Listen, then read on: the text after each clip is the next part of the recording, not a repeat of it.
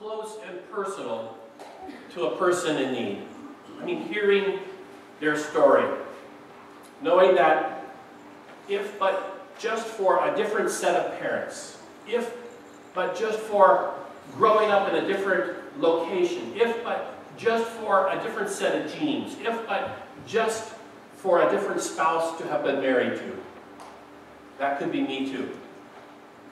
Some time ago I was driving down the street with another friend and we saw somebody rummaging for aluminum cans or something out of a trash bin, and I made the comment, I said, "There, but by the grace of God, goes I." And he said, "Don't say that. Don't ever say that again." And I asked him, "Well, why not?" And he said, "Because what you just said is that you have God's grace, but he doesn't."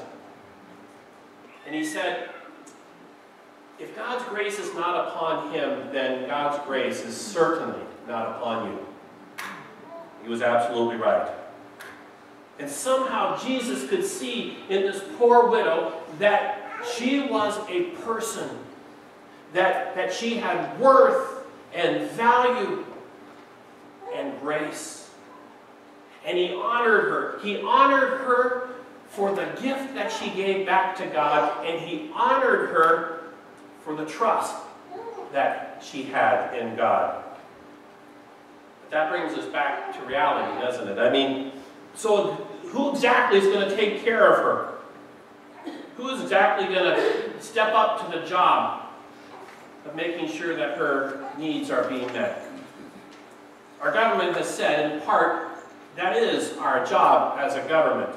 I mean, great statesman Hubert Humphrey once put into words what I believe politicians have adhered to for years. He said, "The moral test of a government is how it treats those who are in the dawn of life, the children, those who are in the twilight of life, the aged, and those who are in the shadow of life, the sick and the needy and the handicapped."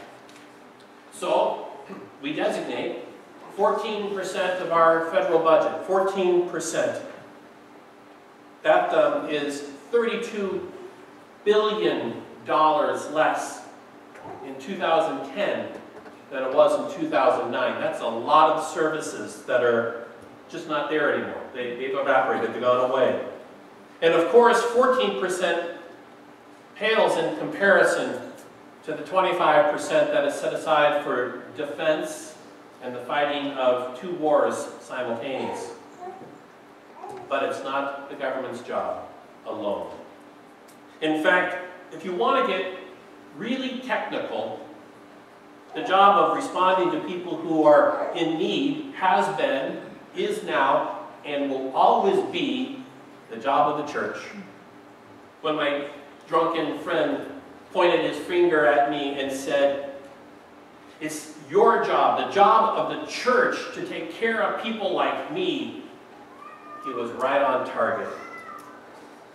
When the disciples asked Jesus, "Where are we going to get the resources to feed these 5,000 people who have been sitting and listening to your sermon?" You know what Jesus said? He said, "That's your job.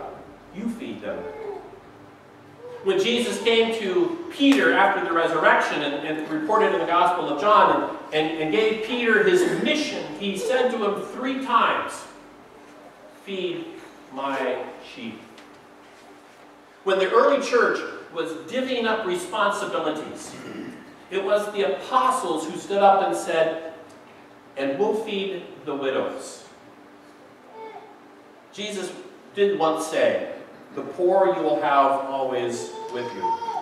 And one reason he may have said this is to remind us that as long as there are hungry people, as long as there are people living on the streets, as long as there are 2 and 3 and 4 families crammed together in a small 1-bedroom apartment, as long as there are veterans with post-traumatic stress syndrome digging through garbage bins for their sustenance, as long as there are such people, you have a job.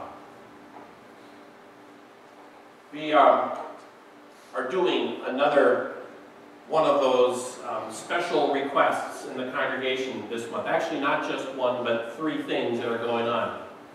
And I mentioned the first one a little bit earlier, this H2O challenge thing, this thought of drinking water for 2 weeks in lieu of drinking milk and soda and beer and whatever else you might drink, and setting aside that money then in order to help dig wells in a third world country. I'm doing this right now. And let me tell you this, everything smells like Starbucks. Some of you have said, I'm not going to do it, I'll just, put the money aside rather than actually just drink water. And I suppose that's okay, but you need to know, in my eyes, you might be less holy than I. But I guarantee you are less irritable than I am. I mean, so that's one thing. It's just one thing. Another thing that we're doing is we're collecting socks. Collecting socks. We're going to be sending these socks up to the Tenderloin district of San Francisco. There's a ministry there. Some of our young people have been involved in the ministry, Youth with a Mission.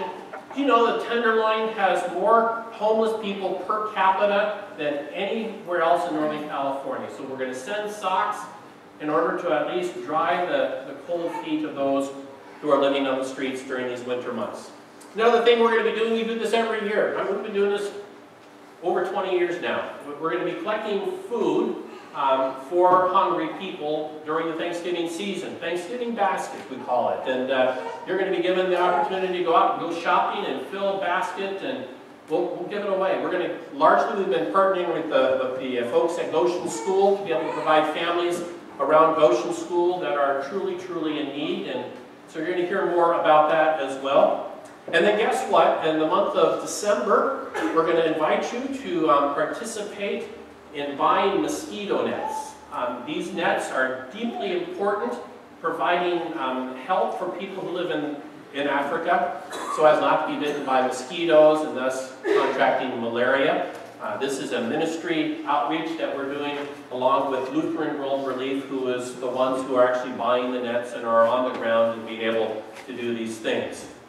And you know what? I have people tell me, I have people complain. They say, you're always nickel and diming us. Well, yeah. Without apology. And it's not nickels and dimes either, is it? I mean, it's a couple of dollars. In some cases, it might be $20, $50, maybe it's $100. But just a reminder, God invites you to give your tithe to the church for the ongoing ministry of God's community, and He invites you to give your offering to people in need. Tithes and offering. It's the biblical model of giving. Giving to the ministry of the church and giving to people who are in need. And the reason why you do this is because there are people in need. Jesus reminds us that there are people in need all around us, and I hope if you take nothing else with you this morning, to know that Jesus loves those people. Jesus cares about those people. And you have been given, by the grace of God, resources, not just for yourself, but for others. God gave you these resources so that you wouldn't focus necessarily on just simply your particular needs. Those might be important, but also the needs of other people. Those who are hungry, and those who are poor. And so, a strange blessing that I give to you today. May God send you poor people. May you see and sit down and hear the stories of people in need. May you be reminded, if not every day, regularly therefore, that God has placed us here, the church, for the purpose of making a difference in the lives of those who are in need. Amen. The peace of the Lord be with you always. I invite you to rise and share God's peace with those who are near you.